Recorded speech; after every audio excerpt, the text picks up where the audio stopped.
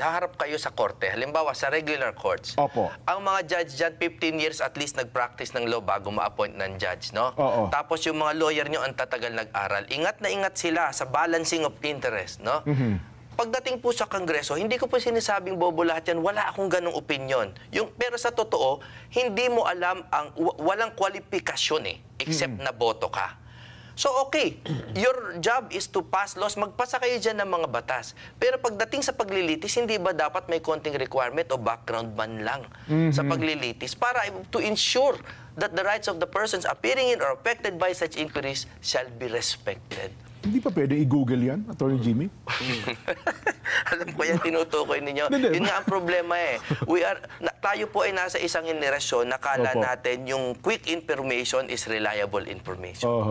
Ang problema po, ang tagal po nagsanay ng mga abogado. Kahit ako ngayon, hindi naman ako pwede maging judge. Abogado na ako ngayon, hindi pa ako pwede maging judge. Ay, opo. Pero pagdating sa porke ikaw binoto, pwede na. Yun po, kawawa po talaga mga tao. Kahit kalaban ko yan sa politika, ayokong mangyari yan sa kahit kanino man.